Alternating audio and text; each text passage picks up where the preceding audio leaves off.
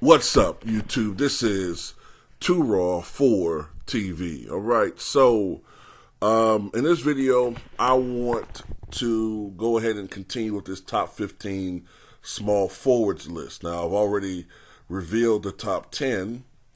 I decided to expand it to 15, and I'm going to do that with every basketball position, and so that will equal to 75. So I already did number 15. That was Carmelo Anthony. At number 14, I have pitching Paul Arizin. All right. Now you may have heard me mention his name before when I was talking about Wilt Chamberlain playing with the Philadelphia 76ers in the 1960s. At that time, Paul Arizin was on the downside of his career. But his best years were in the early to mid 1950s. All right. And the one thing that Paul Arizin is known for is being the innovator of the modern day jump shot. And before him, if you look at footage from the late 40s, early 1950s, and even into the 1950s, you saw guys take set shots like Dolce's, Joe Fulks, and others. You know, they would square up, look at the basket, set their feet, and shoot with both hands. And that shot really, in the grand scheme of things, is not that accurate. I think that played a role in why field goal percentages were so much lower back then. The skill level had a lot to do with it too. Look, I don't like trashing the old school, but you know, that played a factor into it. But Paul Arizin was the first guy to really popularize the jump shot. He didn't originate it, but he popularized it. And at the time, he honed it to a level that we hadn't seen at that time. Now, of course, since then, the jump shot has been perfected to what we see today. But he's the first one that we saw jump in the air. And he had a great jumping ability. And he was a big small forward for the times. He was 6'5", I think like 195 or something like that. Or, let me see.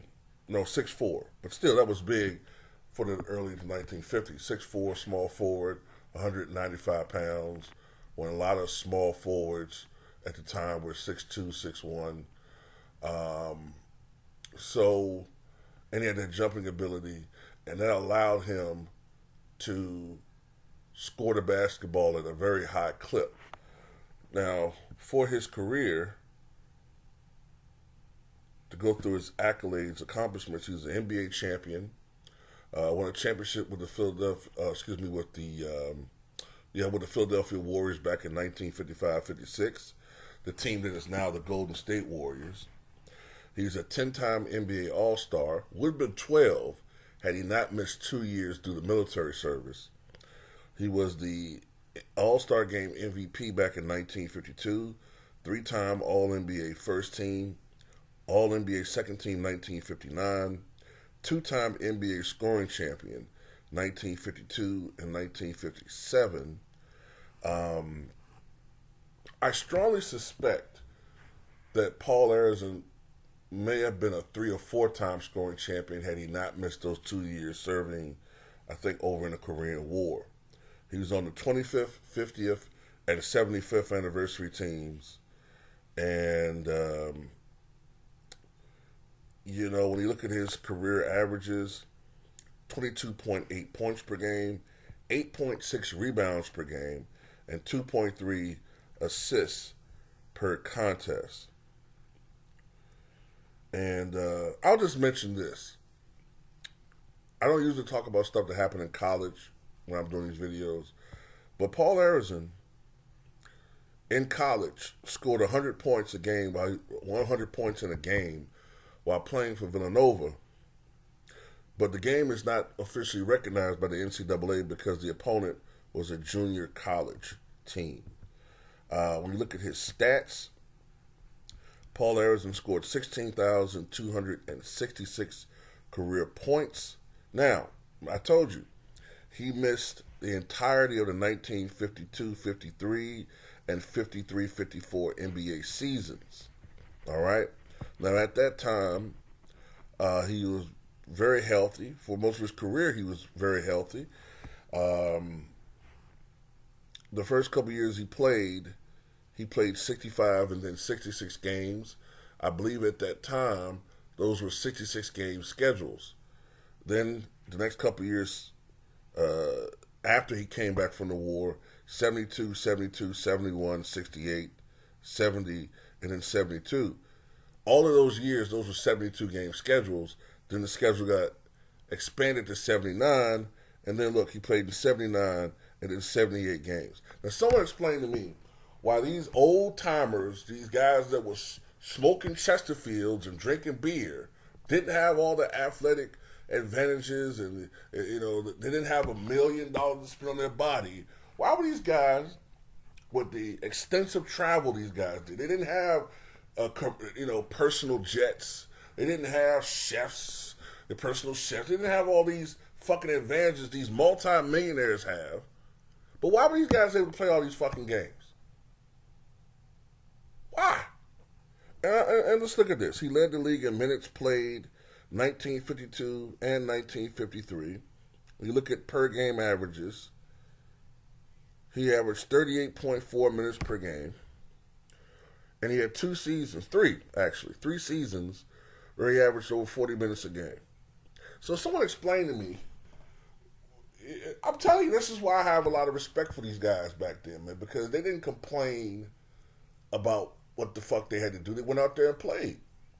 And that's why people get mad at me, because they think I'm supposed to be putting these dudes at the back burner and put some of these other guys up there. Fuck that. I'm not going to do that. Fuck that. They got to earn. You got to earn it, man. No, Kawhi Leonard, I thought I'd put him in my top 10. I can't do it. You can't be missing all these fucking games, man, and you're healthy.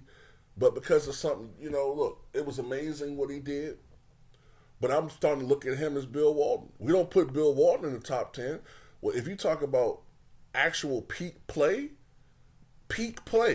level of play as a center, Bill Walton's like top 5, top 6. But what hurts him? All of the missed games. So we got to do the same thing when it comes to like Kawhi Leonard. I'm sorry. I don't care if these guys don't like that shit. But anyway, going back to Paul Arizin, he shot 42% from the floor for his career, which is a pretty good percentage for the 1950s. An 81% foul shooter, that's pretty good. And he, like I said before, he won 2 scoring titles. 1951-52, he averaged 25.4 points per game, and he led the league in field goal percentage as a small forward at 44.8%. That's impressive. Leading the league in field goal percentage as a small forward. And then in the second year, he led the league in scoring, was 56-57, 25.6 points per game, and he shot 42.2% from the floor that season.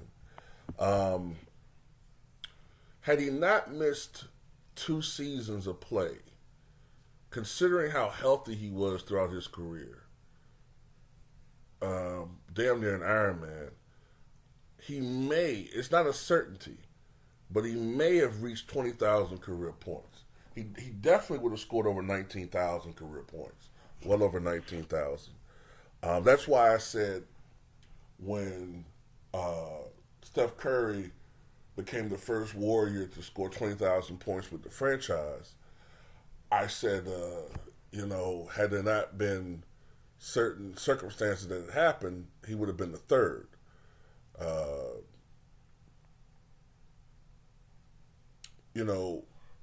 Paul Arizin lost 2 seasons due to war, and Rick Barry left the NBA to go play in the ABA. Had he never done that, Rick Barry would have been well over 20,000 career points. But anyway, Paul Arizin was a phenomenal scorer.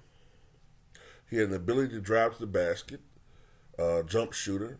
He was pretty much unstoppable in his prime. From 1951 to 1959, which was his prime years, He averaged 23.9 points, 42% shooting, 81% from the foul line. He took about 9 free throw attempts per game. He was a good rebounder for his position, averaging almost 9 rebounds per game. And what makes his scoring more impressive is the fact that prior to the advent of the shot clock, teams were averaging between 70 to 80 points a game, right? Generally. As a matter of fact, let's go to prove my point to what I'm trying to go. So let me go to the 1951-52 Warriors, all right? Let's go to 1951-52 Warriors. Now, my memory serves me correctly. Teams were averaging 70 to 80 points a game, maybe some a little bit more. But let's see.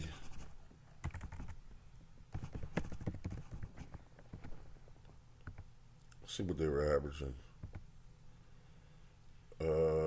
Yeah. They averaged 86.5 points per game that year, gave up 88 points a game.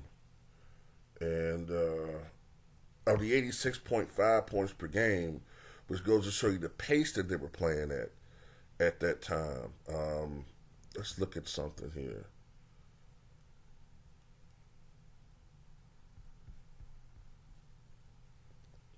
So it's 86.5 points per game, and Paul Arizin was averaging 25.4, right?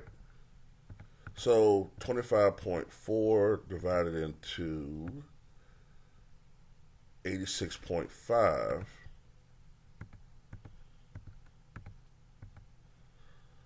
He was responsible for more than 29% of the offense, which, if you put that in today's perspective, he would be averaging around 33 points a game. You see how it's difficult to compare an era to today's era. There's so many different things. I'm not even factoring in the fact that there was no three-point line back then. So how many points would he be averaging with the three? That's why, I mean, I'm not saying that Paul Arizin is better than today's players. I'm not saying that. But what I'm saying is, I think we have to do a lot more thinking and analyzing when we say, oh, this guy, he only averaged 27 points. This guy's averaging 35. But you don't take into account pace. You don't take into account the rule changes that make it so much easier for offensive players to score, the three-point line. Foul calls are up this year. They're calling more fouls for the offensive players this year than they have in 7 or 8 seasons. So there's a lot of things going on right now, which is why you see so many guys averaging so many points. But anyway, Paul Arizin, one of the great scorers in the history of the NBA. Tell me what you guys think.